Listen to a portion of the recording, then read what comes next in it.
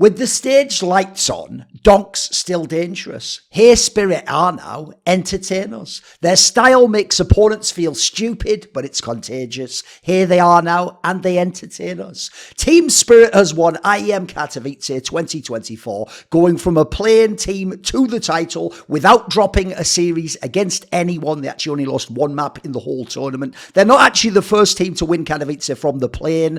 By the way, I think they've only had the plane since 2021. You had FaZe won it in 2022, where they had the JKS stand-in, and then you had Gambit when it was online with sh1ro's himself, so he actually already done this himself. The difference is, though, those teams at least won a match. Like, if you remember, FaZe lost to Na'Vi in the group final, and Gambit actually lost the opening of the group to Evil Geniuses, believe it or not, even though it was in 2021, it was online. That was actually one of the few odd results they had that was good.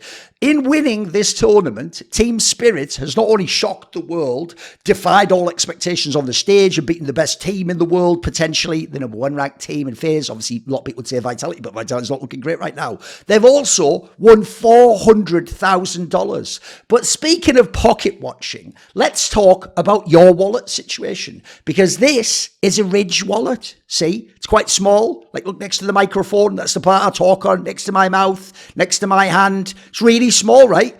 But it lets you keep loads and loads of cards. It's really small. It's really useful. By the way, if it looks a little bit scuffed, that's because this is literally the wallet I use. This is a sponsored video and have been using since spring of 2020. I've actually had it all that time. I've had many, many wallets over the years. First of all, I used to be a boomer, have those big wallets, like with the Valcott, and then thinks I wanted to have the little money pouch and put the cash.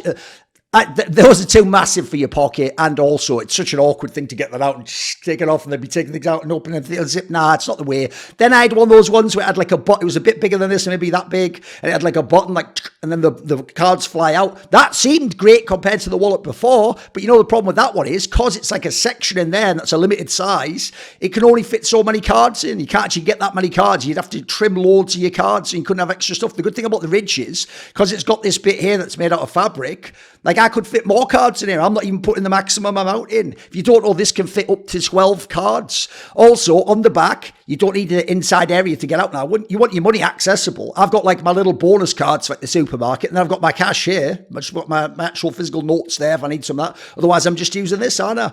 So I've got like my, people don't know, that's like the transport card in the Netherlands. Obviously, I've got loads of other ones here. You can see I've fit all my cards in it. It's great. And that's, like I say, the size is excellent. It's really easy, nice and light. You're just picking it up. You haven't got some massive thing. You get that, your phone, your keys, and you're off. You're laughing at that point in time.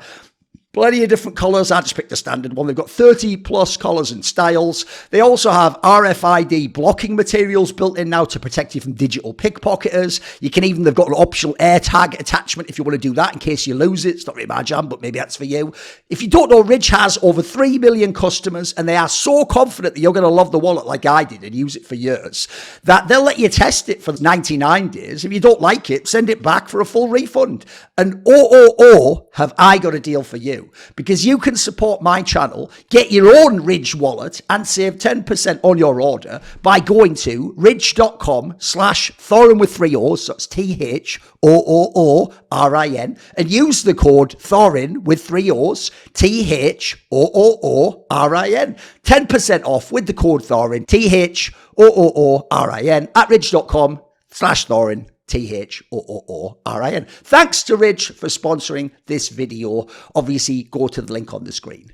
Now, Team Spirit came into IEM Katowice ranked 14th in the world, but quite frankly, even for a team ranked 14th, I think there was absolutely no way to know how good they would be, how well they would do, and there was definitely no way to predict they would win this tournament, as we'll get into. Like, yes, domestically, this team shocked the world when they had the Art Frost lineup and they were able to win that Dunav party where they were like beating Virtus Pro, who obviously is a very good team internationally. They had the Bet Boom Dakar tournament, which was a bit of a scuffed tournament and obviously had its own conflicts of interest elsewhere, but they still won the event. The problem is that's when they had Art Frost still in the lineup. They didn't have sh1ro yet. He hadn't come over from Cloud9. They hadn't integrated him to the lineup. Then they had the Blast groups at the beginning of this year because they got added as like one of those additional teams to Blast. But the problem is Donk, their best player, the young prodigy, and Magix, who's just a long-time player, couldn't attend, so they had to use like a stand-in and their coach standing in. So the team finished in last place. You didn't see anything. So best case scenario, I think Like the one kid being ranked 14th might have been a little bit rough. Bear in mind, you could already see Donk's probably going to be a superstar,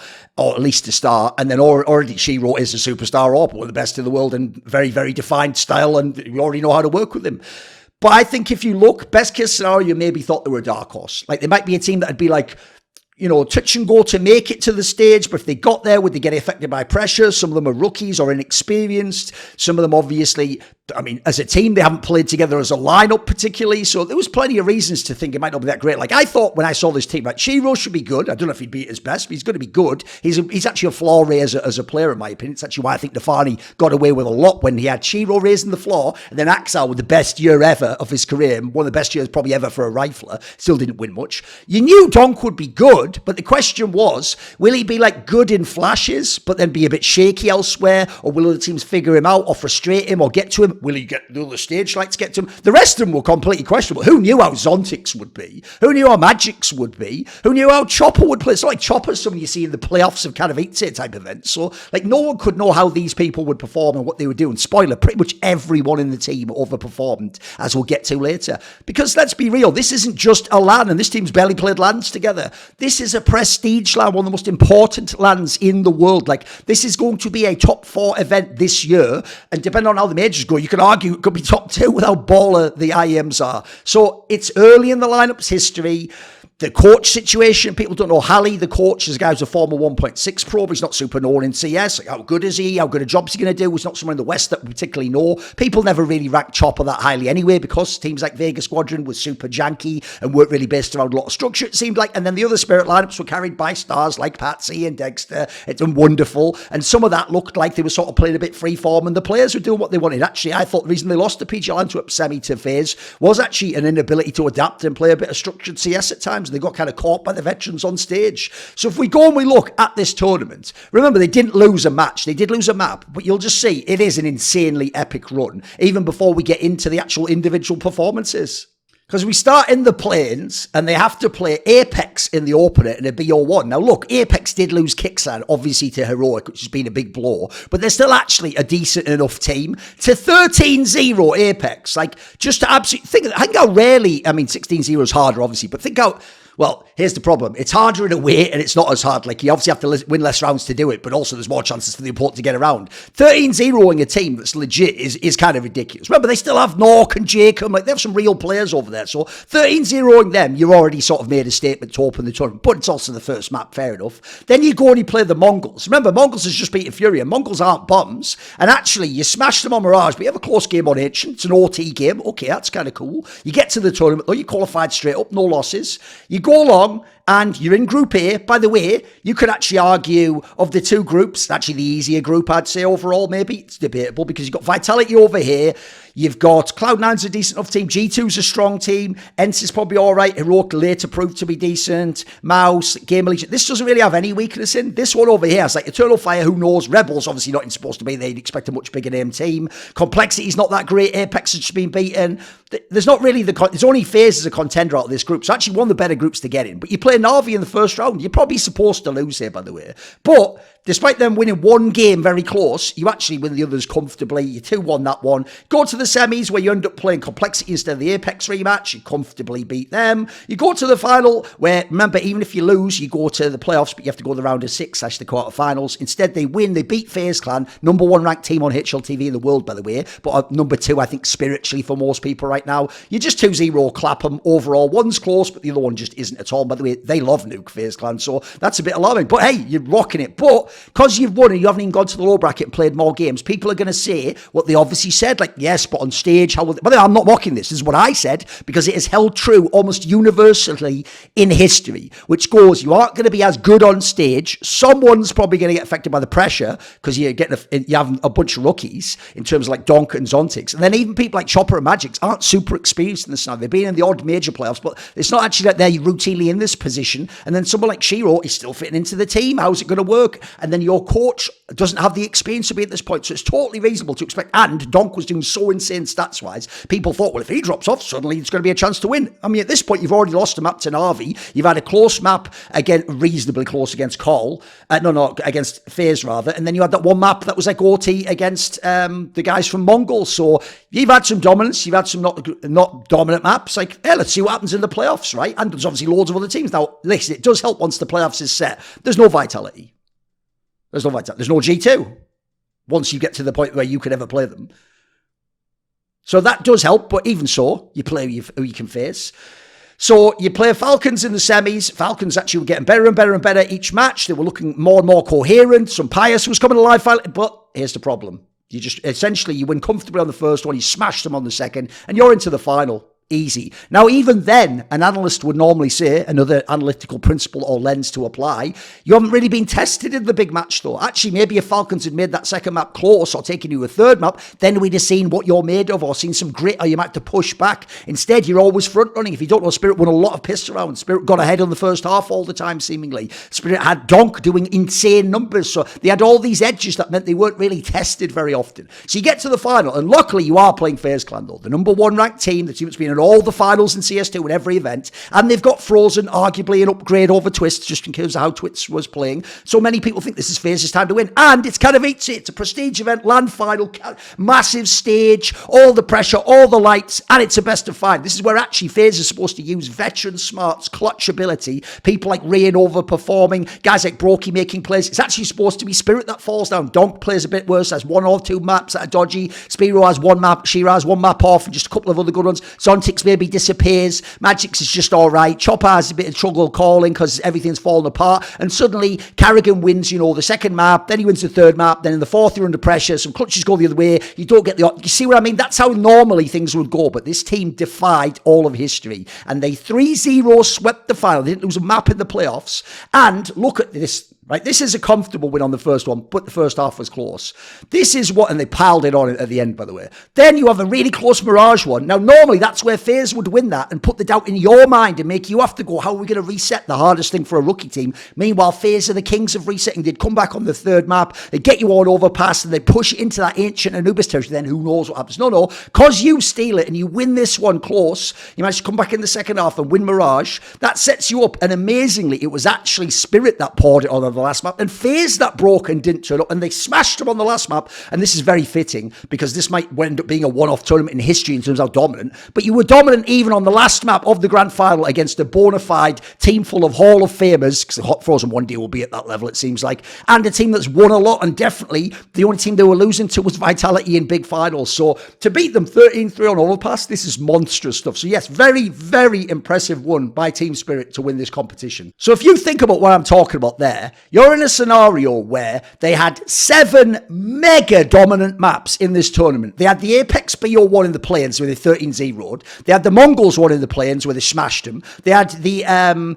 2 maps against Na'Vi in the group stage where they just bodied them, even though they lost a map, but they lost a map in like 13-11. They had their map against, the 2 maps against Complexity, they just bodied them as well. They had, in fact, actually, that makes me think maybe I should have added one more. Maybe it was like 9 maps then that were mega dominant. You had the second map against FaZe in the group stage. You had both maps in the semis against Falcons. And then you had the third map against FaZe in the final where you just mega bodied back them. By the way, those are dominant maps at every phase of the competition and against every level of opponent that you could face. Like, these are all the best teams you faced and all the worst teams. You just had, remember, dominant maps against everyone you played. That's insane. And I also don't think that can continue.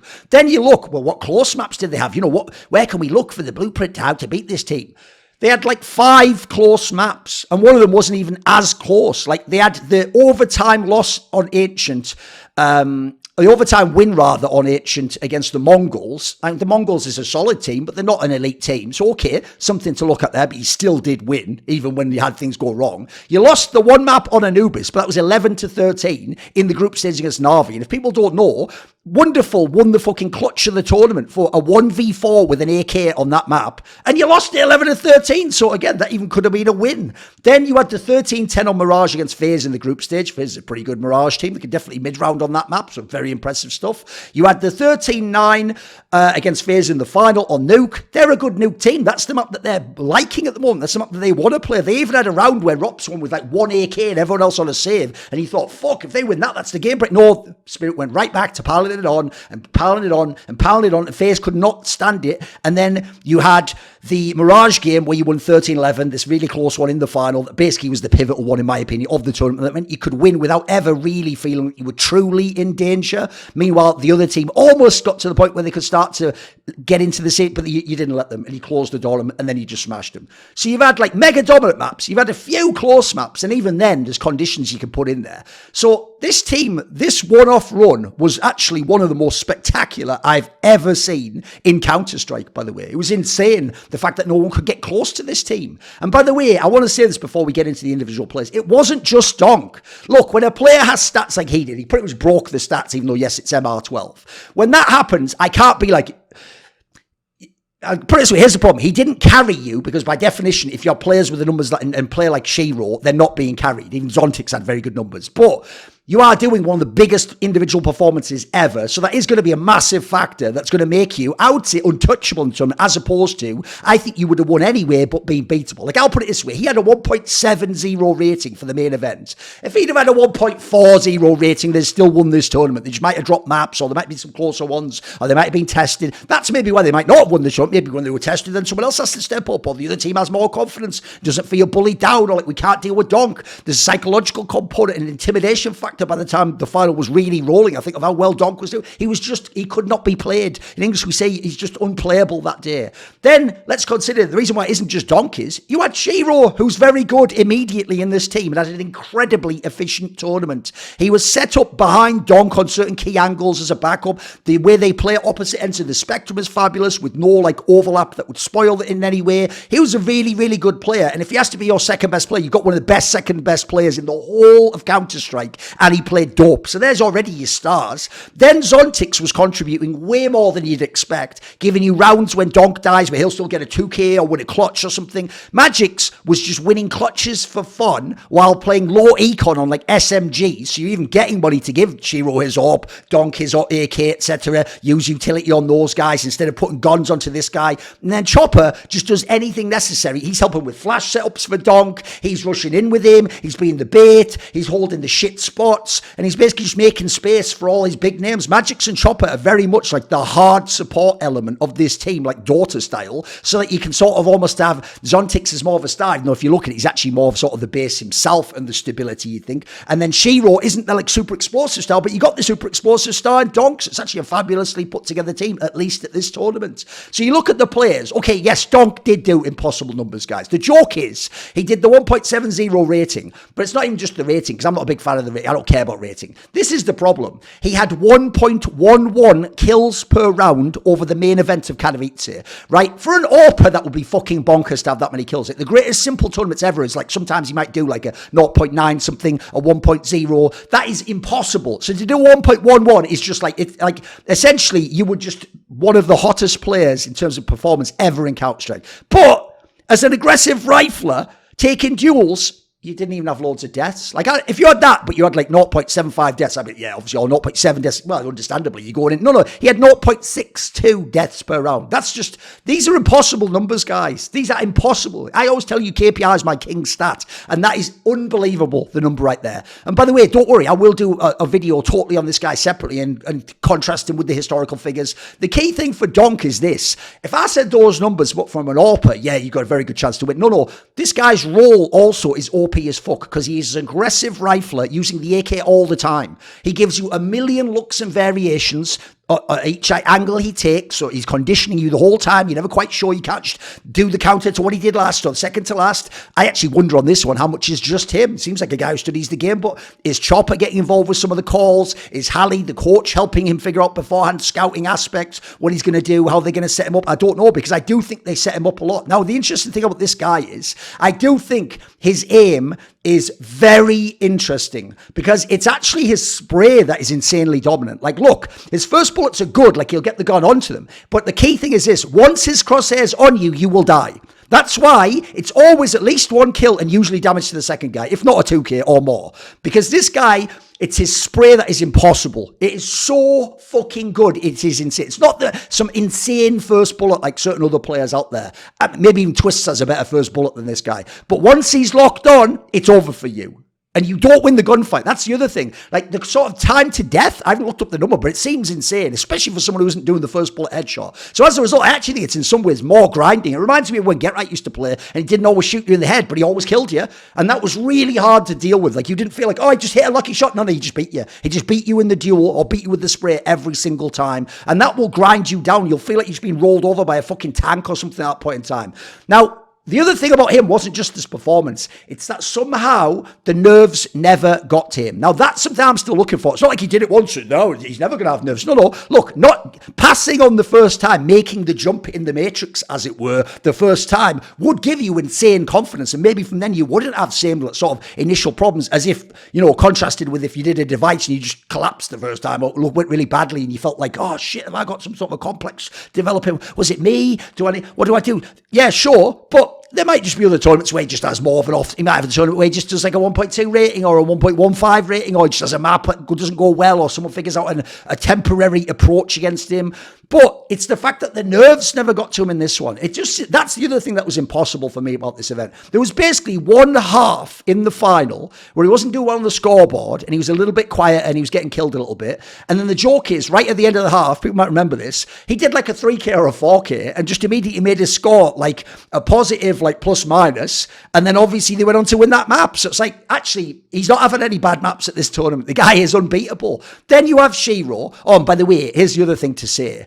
I also do think it is gross that people make it sound like Donk himself did all that just individually. Like, even when I say he's an aggressive rifler with an AK taking entries, no, he's not just a pure entry fragger though. Like, they would have sh1ro behind him on certain angles. So if you're fighting with him, sh1ro can get an easy kill afterwards or trade onto you. They would have people like Chopper and Magic's around, and they would be doing stuff like someone jumps around the corner for this guy when they know there's going to be the CT AWPer with the off angle there. They would have amazing flash setups for him over and over and over again. And crucially, it wasn't just that his timing individually was great. I saw a lot of people, even some pros, saying that. It's that the team seemed to have a very good understanding of where he'd be relative to the timing of when he wanted to take his duel, have the attack, use the flashes, etc. And they do stuff like use him in a double peak or something. It was the way this team set him up. I've never seen that from a superstar young prodigy. Coming to a team and basically be giving, like they've got sh1ro on their team. They treated Donk like he is 5 years veteran pro and this skill level. Like, that's something no one ever had. Ziwu, Simple, Nico, none of them ever had that kind of setup from day one in a big team on LAN. So very, very insane stuff from him, but also they made the platform from which that insanity made them unbeatable. Because when you come to sh1ro,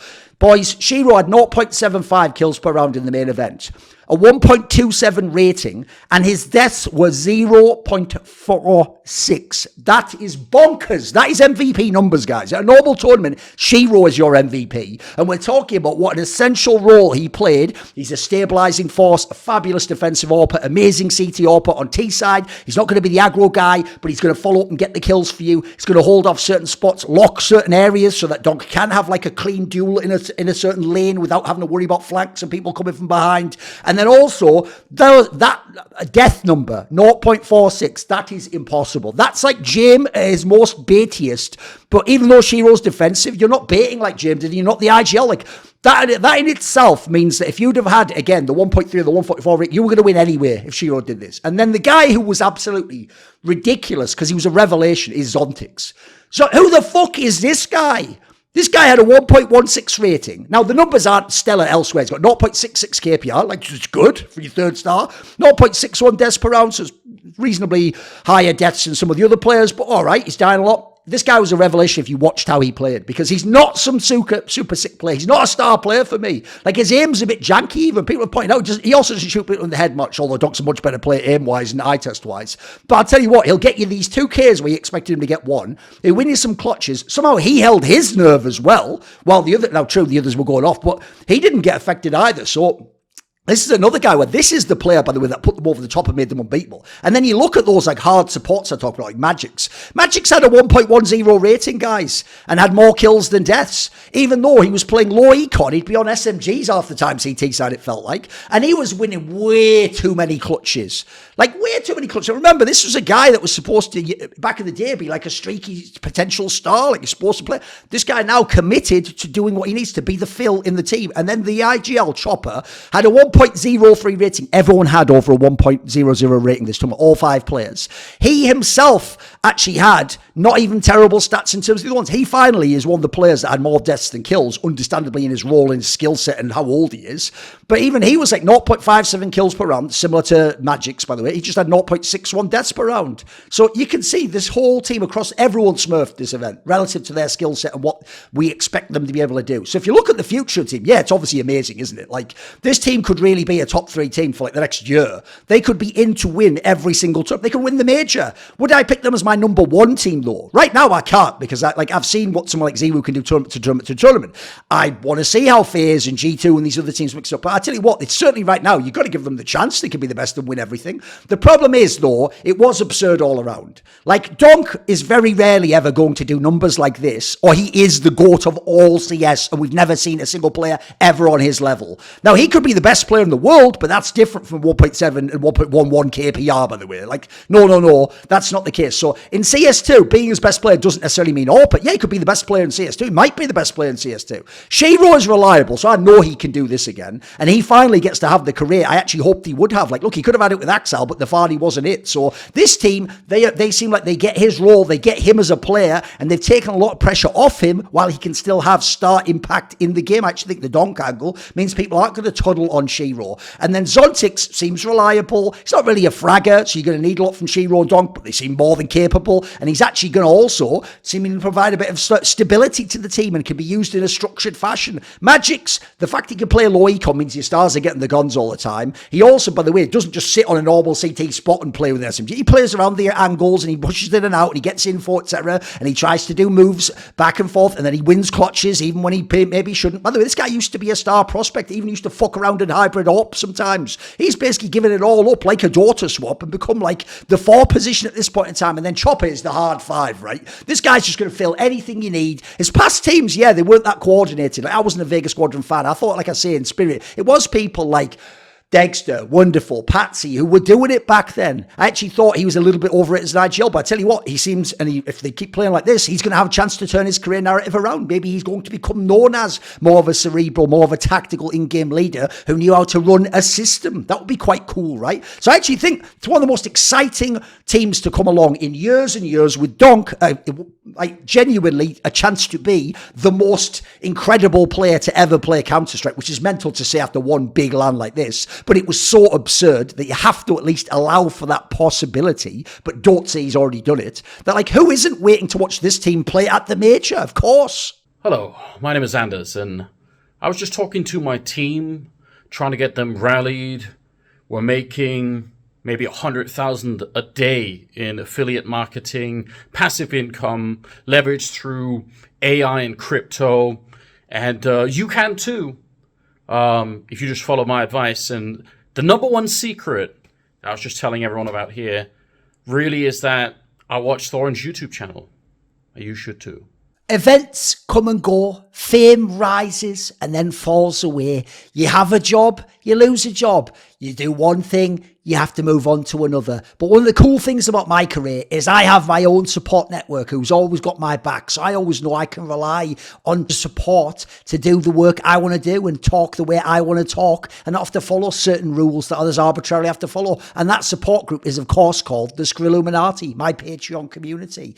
This video and all the others on my channel was kindly supported by Matt Pugnatio Rajcula, Frisky, Ahmed Hadjou, Tobias Bernasconi, Torin, Tosh, Jensen Goh, Animosity, and you know it, always my main man Jerky's minion, rocking with me, ride or die.